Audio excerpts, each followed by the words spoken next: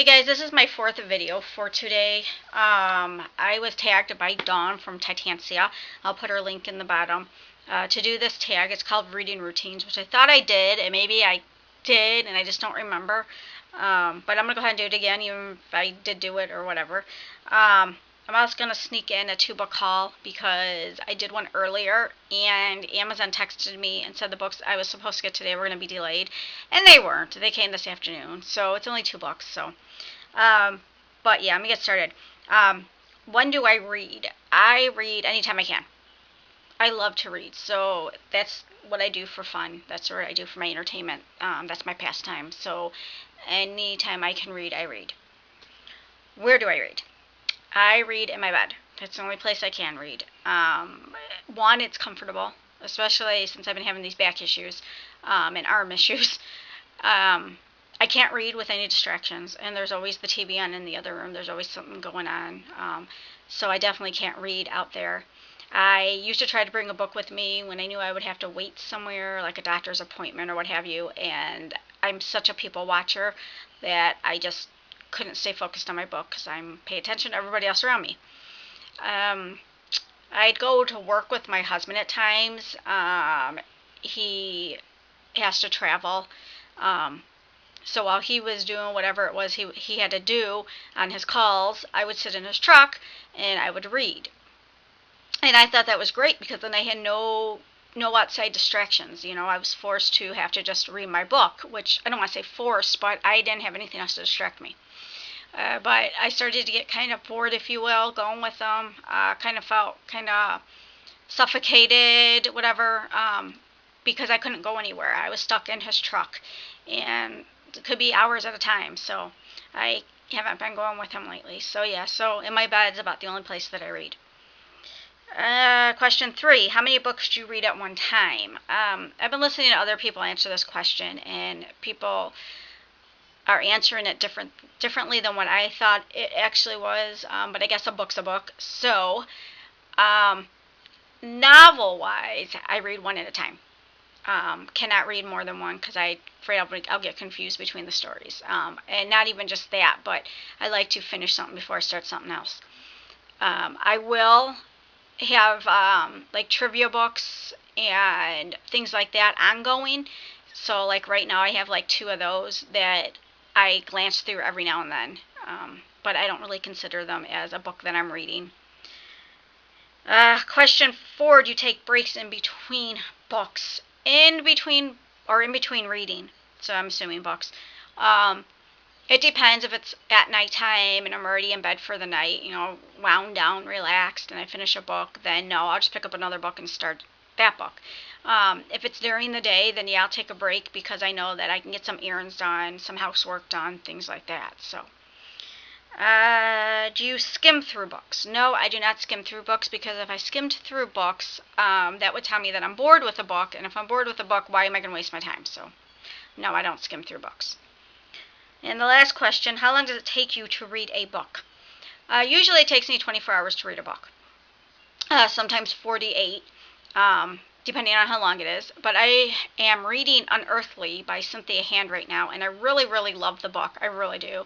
But this is my 3rd day now reading it. But I really haven't been spending a lot of time reading it. I wasn't feeling good yesterday, so I didn't read too much at all. Today I wasn't feeling good, so I read very little. But I have also been on YouTube catching up on videos that I've been missing and trying to update my blog, spending time with the family, my husband. So I haven't really spent too much time reading these past few days. So that's probably the longest that it's taken me in a while to read a book. And I'm not even up to page 200 yet, and this book's over 400 pages, I believe. So today's Tuesday. I'm hoping to have this book done by Friday, which is like the longest it's ever taken me. So yeah. So those were the questions on that. I tag anybody that has not done this and anybody that would like to do this. I think it's a fun, little, interesting tag. So the 2 books I got from Amazon. They were pre-orders, so I'm excited I got them, even though I might not read them anytime soon. But then I might because they're short and they got big print. So The first book I got was Crier's Cross by Lisa McMahon. I love that cover. And on the back it says, "Please save me." And it looks like somebody, scratched that, carved that out, just like in here. And you can actually feel that, which is so cool. And this says, "The smaller the town, the bigger the secrets. Eerie, gripping, totally addictive. Left me haunted for days." That was by Allison Noel. So, or Noel, or however people pronounce it.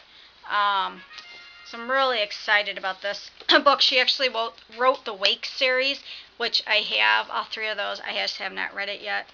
The summary on this says, 17-year-old Kendall, who suffers from obsessive-compulsive disorder, lives with her parents on a potato farm in a tiny community in Montana where 2 teenagers go missing within months of each other with no explanation.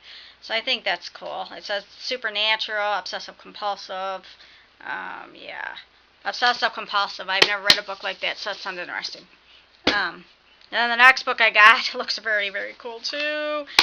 So Shelley by Ty Roth. This is also a debut novel, so I'm really excited about this. The cover too is just gorgeous. Gorgeous, gorgeous, gorgeous. This is the back of it. And the side. And on the back it says, "I can guarantee you this. Unless you learn to wrap your brain around the fact that you are eventually going to die, you'll never wrap your arms around the less certain fact that you are currently living." So I just thought that sounded really cool. But they messed up on one of the pages. One of these pages wasn't cut. Actually, it's better to show you when it's shut. You might not even be able to see it then. But it still sticks out. It sticks out farther. All the way. Like from halfway down. All the way down and around the corner. It just sticks out farther than the other pages. So, yeah. It's a special book. And the summary on this says nothing. How that kind of sucks. So I'll read the inside you. High school junior John Keats has only tiptoed near the edge of the vortex that is Gordon Byron, schoolmate and literary prodigy. That is until their mutual friend, Michelle Shelley, drowns in a sailing accident. After stealing Shelley's ashes from her memorial at Trinity High, Keats and Gordon set a course for the small Lake Erie island where her body washed ashore, and where she wanted to be laid to rest. Granting her last wish would be Keats and Gordon's way of letting their friend have one final So Shelley romantic journey. As they make their way to Lake Erie, navigating obstacles and resisting temptations, Keats and Gordon glue together the shattered pieces of Shelley's and their own pasts while attempting to make sense of her premature death. So I thought that was kind of cool. It says, Ty Roth plunges into uncharted waters as he cleverly transforms poets Keats, Bryant, and Shelley into present-day high school students. Sometimes tragic, always outrageous, So Shelley captures the indomitable spirit of romanticism. So that sounds interesting. So, yeah. Alright, guys. I'm going to go hopefully get some reading done and lay down. Like I said, I just don't feel good, and I got to be back at work tomorrow. So, alright, bye.